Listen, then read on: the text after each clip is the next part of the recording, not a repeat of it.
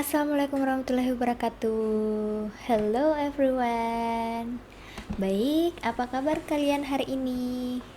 Semoga dalam keadaan sehat walafiat ya.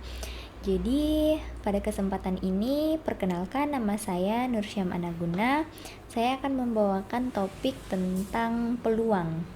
Oke, jadi peluang itu kita pelajari dalam matematika. Ada suatu peluang kejadian, apakah terjadi atau tidak terjadi.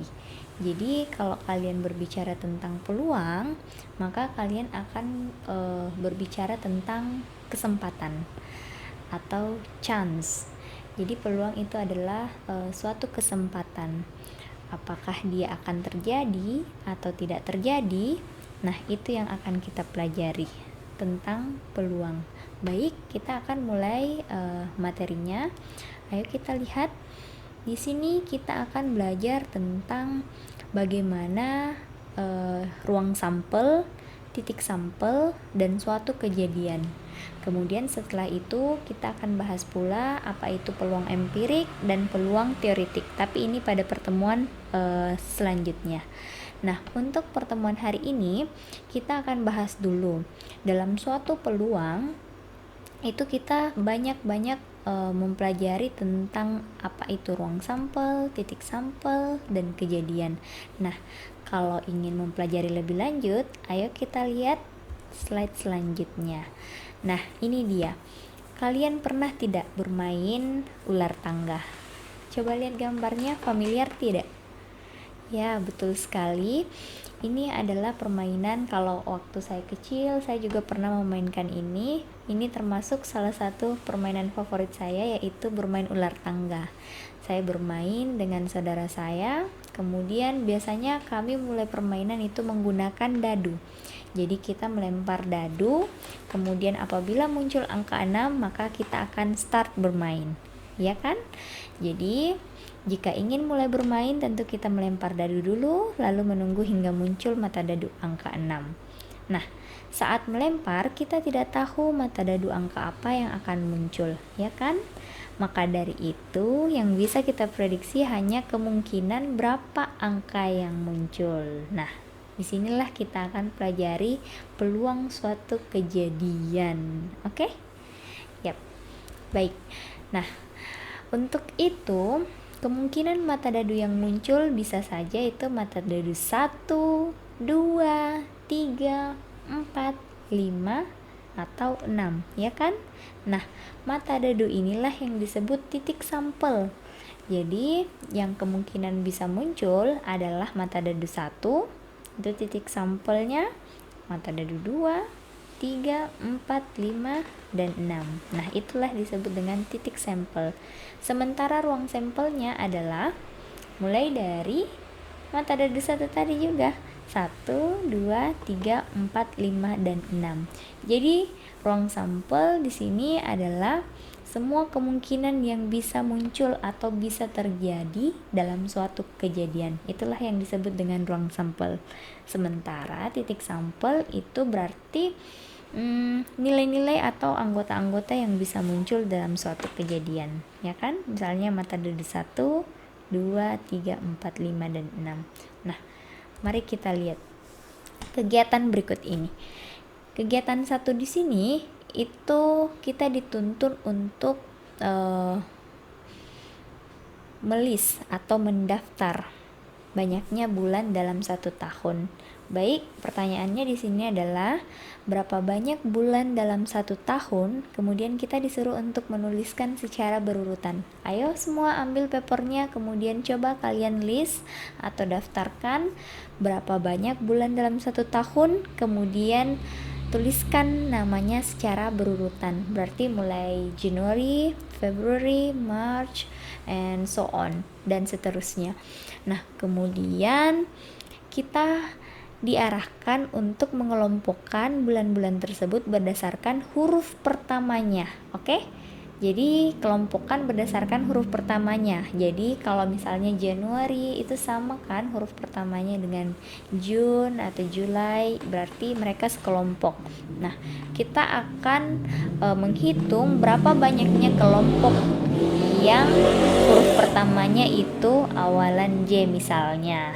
Oke, nah pertanyaan selanjutnya adalah kelompokkan bulan-bulan tersebut berdasarkan huruf terakhirnya. Berarti kita dituntun untuk melihat huruf terakhir yang sama. Nah, kita akan melihat berapa banyaknya kelompok tersebut. Kemudian yang ketiga di sini, kita harus mengelompokkan bulan-bulan tersebut berdasarkan banyaknya hari. Oke? Jadi banyaknya hari kalau dalam bulan kalian pelajari Januari, Februari, Maret, April, Mei, Juni dan seterusnya itu memiliki jumlah hari yang berbeda-beda. Ada yang sama, ada yang berbeda. Nah, dari bulan Januari kita lihat di situ biasanya 30 atau 31 ya. Kemudian ke Februari biasanya 28 atau 29. Kemudian Maret itu 30 31 dan seterusnya. Biasanya kita menggunakan tangan kita, biasanya ada di situ. Kalau kita kepalkan tangan kita bisa melihat menggunakan tangan. Kemudian ya yang bagian agak menonjol itu Januari, kemudian turun Februari, Maret, April, Mei, Juni, Juli. Nah, bisa seperti itu. Nah, lanjut kita akan bahas satu persatu. Berarti berapa banyaknya bulan dalam satu tahun? Ayo, berapa banyak? Oke, ada 12 bulan ya. Kita tuliskan secara berurutan. Berarti ada Januari, Februari, Maret, April, Mei, Juni, Juli, Agustus, September, Oktober, November, dan Desember. Nah, inilah banyaknya bulan dalam satu tahun. Nah, pertanyaan selanjutnya adalah kelompokkan bulan-bulan tersebut berdasarkan huruf pertamanya. Nah, berarti kalau huruf pertamanya ini Januari, kemudian Juni, Juli ini sekelompok ya. Nah, kemudian Februari, Maret dan Mei itu sekelompok. Lalu April dan Agustus itu sekelompok karena awalannya sama huruf A. Kemudian September, Oktober, November, Desember. Nah, itu kelompok lainnya. Jadi ada berapa kelompok semua? Oke. Ada 8 kelompok. Bisa ya? Nah, selanjutnya kita lihat lagi di sini kita diarahkan untuk mengelompokkan bulan-bulan tersebut berdasarkan huruf terakhirnya. Jadi di sini saya mengelompokkannya Januari, Juni, Juli, Februari dan Mei. Dan Mei itu merupakan bulan berakhiran huruf I. Nah, lanjut Maret, April, Agustus, kemudian September, Oktober, November, Desember itu semua akhiran R. Berarti ada berapa kelompok semua? Nah, oke, ada 5 kelompok. Nah, selanjutnya kita akan mengelompokkan lagi bulan-bulan tersebut berdasarkan banyak harinya. Nah, jadi saya buat di sini ada yang kelompok 30-31 hari, yaitu Januari, Maret, Mei, Juli, Agustus, Oktober, dan Desember. Lalu ada yang 30 April, Juni, September, November. Kemudian ada yang 28 atau 29 itu Februari. Oke, bisa ya? Jadi ada 3 kelompok. Nah, untuk selanjutnya kita ada pertanyaan seperti ini. Berapa banyak bulan yang huruf pertamanya adalah J? Berapa banyak tadi? Oke, ada 3 ya. Januari, Juni, and Juli. Lalu berapa banyak bulan yang huruf terakhirnya adalah I? Tadi ada berapa? Nah, ada 5. Januari, Februari, Mei, Juni, and July atau Juli. Nah, itu ya. Kemudian, berapa banyak bulan yang huruf pertamanya adalah B? Ayo, ada ya bulan yang huruf pertamanya B. Oke. Nah, lanjut. Berapa banyak bulan yang terdiri dari 30 hari? Ayo coba hitung berapa banyak? Ya, ada 4. April, Juni, September, and Desember. Nah, lalu terakhir, berapa banyak bulan yang terdiri dari 29 hari? Oke, 1, yaitu February. Nah, dari kejadian-kejadian ini, dari beberapa pertanyaan-pertanyaan ini, kita bisa lihat bahwa misalnya yang pertama tadi, bulan yang huruf pertamanya adalah J. Nah, itu merupakan suatu kondisi atau suatu kejadian ya, Jadi ini merupakan suatu kondisi atau suatu kejadian. Nah, bisa nanti kita hitung peluangnya. Jadi peluang dari munculnya ini bulan yang huruf pertamanya adalah J, bisa kita hitung berapa peluangnya dari semua bulan yang ada, bisa seperti itu dari keseluruhan bulan yang ada. Oke, jadi tadi kita lihat ruang sampelnya itu dituliskan atau di list seperti ini dari Januari, Februari, Maret, April, Mei, Juni, Juli, Agustus, September, Oktober, November, and Desember. Inilah ruang sampelnya. Banyaknya sampelnya dinotasikan dengan NS, itu sama dengan 12 ya. Nah, contohnya kejadiannya adalah misalnya bulan yang huruf pertamanya adalah huruf J, berarti NA-nya itu banyaknya kejadiannya adalah 3, karena tadi yang berawalan J itu adalah Januari, Juli, dan Juni. Nah, sekarang peluang suatu kejadian atau peluang bulan yang huruf pertamanya adalah huruf J, nah bisa kita tuliskan seperti ini. Berarti banyaknya peluang kejadian per dengan banyaknya ruang sampel. Berarti 3/12 itu sama dengan 1/4. Oke, baik. Nah, kita lanjut di sini. Jadi berdasarkan dua contoh yang sebelumnya tadi, kita bisa melihat bahwa titik sampel adalah setiap anggota dari ruang sampel. Setiap anggota dari ruang sampel. Berarti misalnya tadi dadu ya, berarti anggota-anggotanya adalah ada 1, 2, 3, 4, 5, dan 6. Nah, itulah titik sampelnya. Nah, kemudian ruang sampel di sini adalah himpunan dari semua hasil yang mungkin dalam suatu percobaan. Berarti ruang sampel itu semua kemungkinan yang bisa terjadi dalam suatu percobaan, masukkan ke dalam ruang sampel. Nah, selanjutnya adalah kejadian. Kejadian adalah himpunan bagian yang telah dikelompokkan berdasarkan kondisi atau sifat tertentu. Misalnya tadi bulan yang huruf pertamanya adalah J atau akhirannya adalah I. Oke, jadi itu merupakan suatu kejadian. Nah, notasinya kalian bisa lihat kalau ruang sampel, banyaknya titik sampel pada ruang sampel dinotasikan dengan NS ini. Kemudian kalau banyaknya titik sampel kejadian di A, maka dinyatakan dengan NA.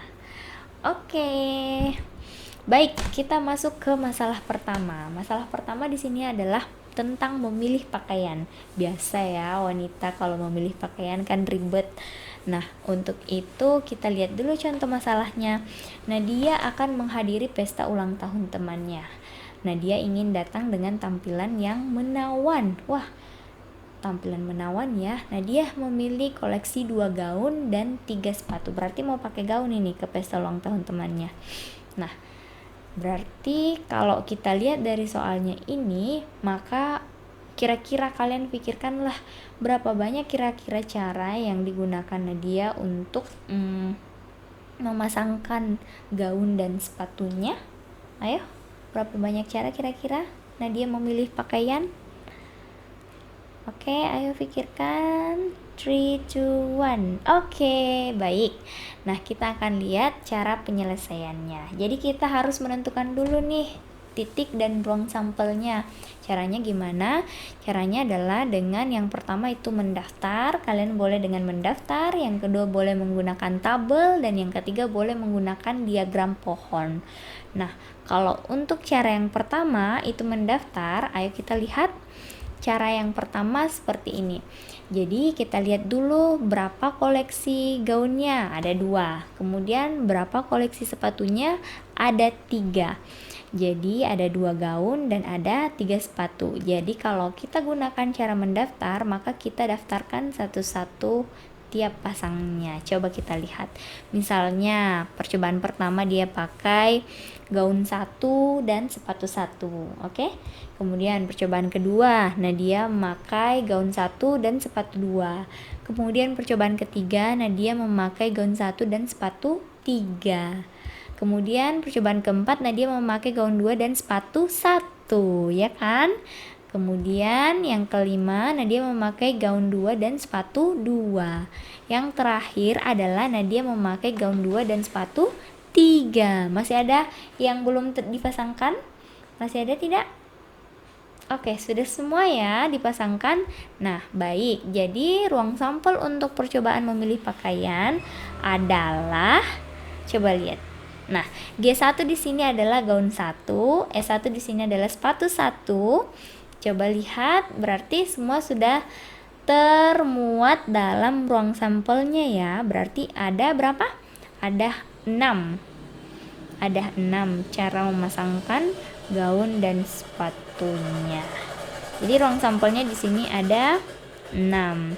Nah, sekarang kalau dengan mudahnya kita langsung saja kalikan, berarti ada 2 gaun dipasangkan dengan 3 sepatu, maka 2 kali 3 itu hasilnya 6, atau ruang sampelnya adalah 6 banyaknya. Oke, nah ayo kita lihat cara yang kedua. Nah, cara yang kedua di sini itu dengan menggunakan tabel. Jadi kita buat ada kolom, kemudian ada barisnya.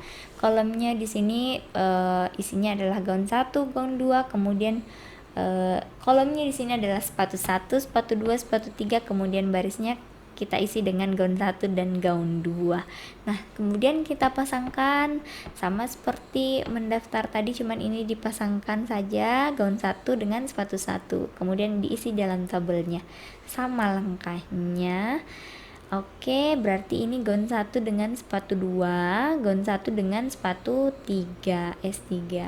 Kemudian ini gaun 2 dengan sepatu 1, gaun 2 dengan sepatu 2. Kemudian ini gaun 2 dengan sepatu 3. Jadi ruang sampelnya juga sama, ada 6 ruang sampelnya. Oke, bisa ya dengan menggunakan tabel. Oke, it's all up to you, cara mana yang lebih efisien atau lebih efektif kalian boleh gunakan.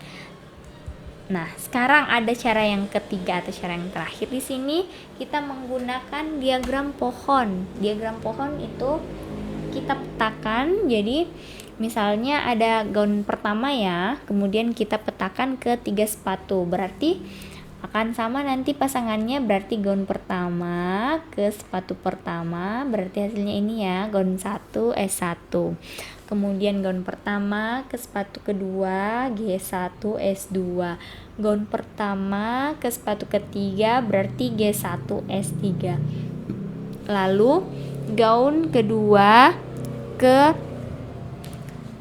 sepatu pertama itu G2 S1. Kemudian gaun kedua ke sepatu kedua itu G2 S2. Kemudian yang terakhir adalah gaun kedua ke sepatu ketiga berarti G2 S3. Oke, bisa? Jadi ini list ruang sampelnya. Nah, sekarang kita lihat latihannya dulu. Berarti di sini ada soal yang berkaitan dengan peluang suatu kejadian, berkaitan dengan ruang sampel, titik sampel. Coba kita lihat dulu. Di sini soal yang pertama yaitu munculnya gambar atau angka pada pelemparan uang koin adalah suatu, nah coba, suatu apa ini? Suatu kejadian mustahil kah? Kejadian pastikah? Kejadian sampel atau kejadian biasa? Ayo, apa soalnya? Ayo siapkan kertasnya sekarang dan kalian tuliskan jawabannya, tuliskan nama dan Miss. Silahkan tuliskan jawabannya di situ. Nomor 1 apa? Kemudian kita lanjut ke nomor 2. Bisa? Oke, kita lanjut ya ke number 2. Number 2 di sini setiap anggota ruang sampel disebut apa? Ayo, setiap anggota dari ruang sampel disebut apa coba? Apakah A kejadian, B peluang, C titik sampel, atau D sampel coba? Bisa? Oke, silahkan tuliskan jawabannya. Nah, yang ketiga adalah banyaknya titik sampel pada bendera Indonesia adalah, nah ingat bendera Indonesia itu warnanya apa? Warnanya apa? Ya, merah putih. Jadi banyaknya titik sampel pada bendera Indonesia adalah ayo berapa titik sampelnya? A6, B2, C1 atau D4? Oke, sudah bisa ya? It's easy. Lanjut, titik sampel yang mungkin muncul pada pelemparan dadu bermata A, B, C, D, E, dan F adalah. Nah, ini coba perhatikan baik-baik. Jadi kita mau menentukan titik sampel yang mungkin muncul pada pelemparan dadu bermata A, B, C, D, E, dan F. Coba A itu G, G, G, B itu F, A, S, C itu D, E, A, kemudian D itu B, A, S. Ayo, apa jawabannya?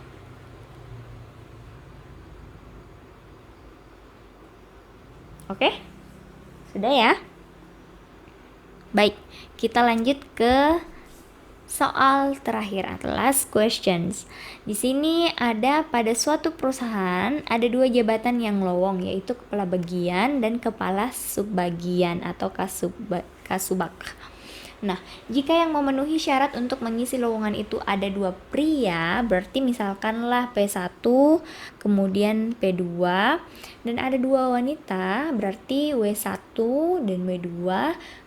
Mau kita cari ruang sampelnya, bisa tidak?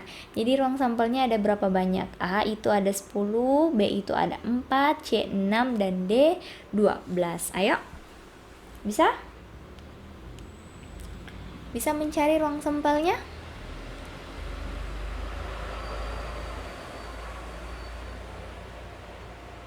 Oke, bisa ya? Oke. Nah, jadi itu tadi yang sempat kita pelajari. Tolong kumpulkan papernya tadi yang telah diselesaikan, kumpulkan ke guru bantu yang ada di kelas. Kemudian di next meeting, pertemuan selanjutnya kita akan bahas apa jawabannya, dan kita akan melanjutkan di lanjutan dari hari ini. Kita sudah belajar hari ini apa itu ruang sampel, titik sampel, dan kejadian. Kemudian selanjutnya pertemuan berikutnya kita akan belajar tentang apa itu peluang empirik, kemudian apa itu peluang teoritik. Nah, oke, terima kasih untuk hari ini. Thank you so much for watching and see you in the next meeting. Jangan lupa ya belajar. Kemudian kalau ada pertanyaan silahkan dituliskan saja pertanyaannya. Nanti dikumpulkan di guru bantu dan saya akan mencoba menjawab insya Allah kalau sudah sampai pertanyaannya di saya. Oke, terima kasih banyak. Assalamualaikum warahmatullahi wabarakatuh. Semoga ilmunya bermanfaat ya. See ya.